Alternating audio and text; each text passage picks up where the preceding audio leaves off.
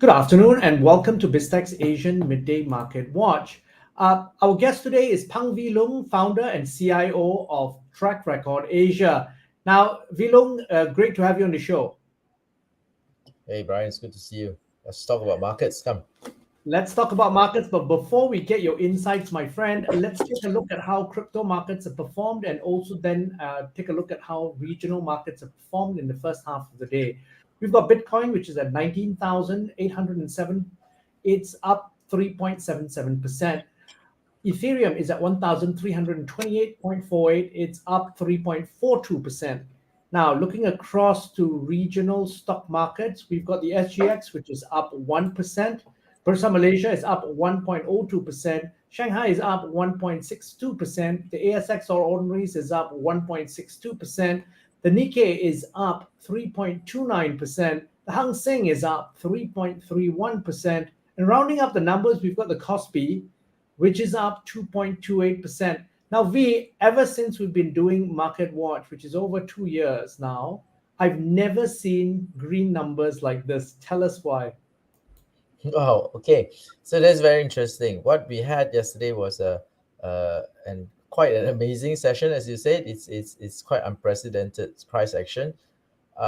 We had the CPI data, the U.S. inflation data, showing CPI showing that inflation was hotter than expected, slightly higher than expected, 0.1% higher than expected, both on the headline as well as the core component.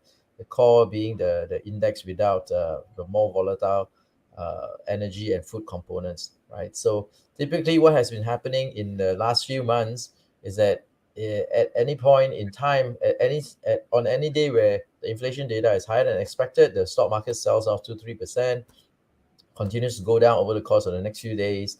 Risk assets, cryptos, US dollars outperform, cryptos underperform, and interest rate spikes higher. So we did have that in the immediate aftermath of the CPI data. S&P 500 was down 3% on the day.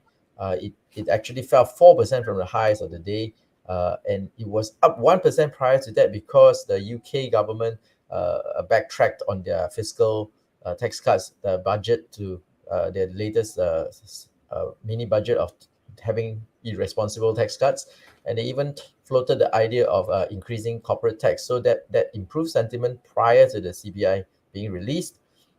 But on the bad news, on the bad print from on the inflation data, market panicked and started to sell off aggressively and hit the lows before the cash equity, cash stock markets opened in the US. So the markets was down on its knees. It was looking bad. It was looking like it's another bloodbath. Almost more than 400 components of the 500 S&P 500 index was down on the day, right? And when the markets opened, a strange thing happened. Instead of the VIX, which is the measure of stock market volatility, it tends to spike higher as market panic sells and everybody buys but downside protection, buy puts and hope that they don't lose too much money. What happened instead was that the VIX, the volatility index, which is also a measure of fear, started coming off, although the stock markets were still down on the day. And then that's likely to have been caused by put selling, people who have bought puts, speculators who have bought puts going into this data point, started to take profits. And then as the markets did not go any lower, all the people who use the playbook of selling into the hole when CPI data is bad started to short cover, started to feel the fear, right? And we had as you said, the rally you have yet to see in the last 2 years. From 3% down, the stock market started to grind higher till it ended, S&P 500 ended up 2.6% up on the day. So it's almost a 6% swing on the day. But it was very wild, right? It was up 1%, down 3%, and then it ended the day up 2.6%. So it confused a lot of people. Currencies as well, dollar, instead of strengthening on the day, it weakened on the day. And although that all reversed, but interest rates remain higher on the day as well, right? The US bond rate was up more than 20 basis points at one point and ended up the day 19 basis points up, I believe. So that is very interesting. It's not that that's why markets are difficult, right? That's why people like you who can comment on market get paid the big bucks because I don't know about the big. it's not about economic textbook, right? Selling stocks on the higher than expected print of inflation data has worked for the last few months, but someone who did it yesterday they basically got crushed. And in Asian session today, this morning, the follow through it was that as US stock futures continue to grind higher. It's up about 0.6% on the day, and I believe it's likely to continue. So the answer to your question is that what happened? It's essentially positioning. I think anybody who's long would have capitulated on that news.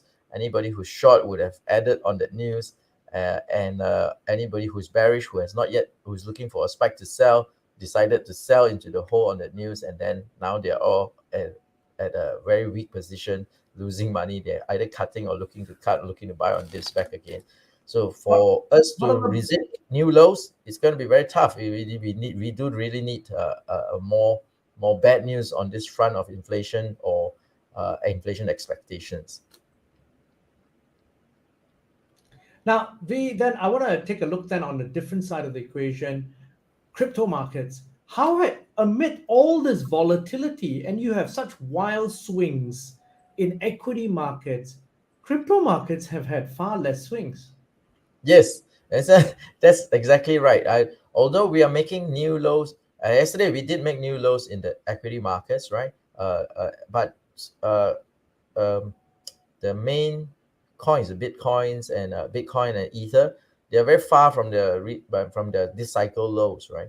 I think it's because it is a very speculative and market with lots of leverage punters, but I believe all those are out of the market, right? I think it's universally believed that this is a bear market now, right? And it's interesting that you mentioned this as an anecdote for you. Like I've been out for dinners a few times, and I sometimes I don't know why. Maybe I'm just have the misfortune of sitting next to these young speculators they're always talking about bear markets now, right? It used to be buy on dips, right? Now they're all talking about bear markets, how it's going to collapse, how it's absolutely going to collapse, right? And it seems to be conventional, like it's totally accepted. If you switch on the TV, everybody's telling you it's going to collapse.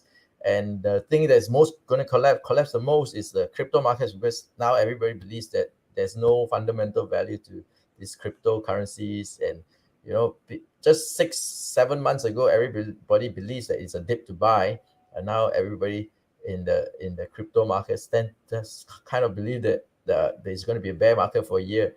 So I think that explains that shows the positioning. I don't think people are leveraged long in the crypto markets anymore. So even as you said, you pointed out, when the stock markets have such high volatility, you expect even more from the crypto markets, but it seems to be the safe haven. So the current running joke is that even Bitcoin and cryptocurrencies are more stable than the UK 30-year bonds, right? Which makes no sense, Yes. right? Yeah. No, so that V, if you look at that, then and again, because we love your insights on the crypto market in particular, where are the support levels next for Ether and Bitcoin? I think 1200 is going to be hard to break for the Ether, and 1000 it's very very strong support now, I think. And for Bitcoin, I think 18,000 is going to be hard to break. We are unlikely to see those levels unless there's really bad news on this front of inflation, and we see stocks making new lows.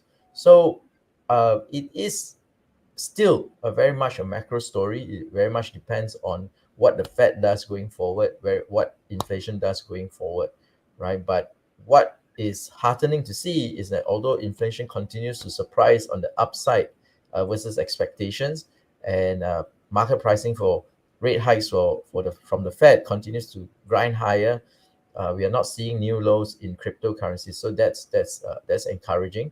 Although stock markets until yesterday remains very weak, we are not seeing new lows on the crypto front. So that's good news for cryptocurrencies in the longer run. Now, V, as always, thank you very much for your insights and thanks for coming on the show. Thank you. Take care. Now, I'm Brian Fernandez, and we've been speaking to Phan Vee Leung, the founder and CIO of Track Record Asia, on BizTech's Asian Midday Market Watch, powered by the Smart Investor out of Singapore. Now, this video and podcast will be on our website, www.biztech.asia, as well as our social media platforms. It will also be on our syndication partners, TV stations, radio stations, and websites. Thanks a lot for tuning in.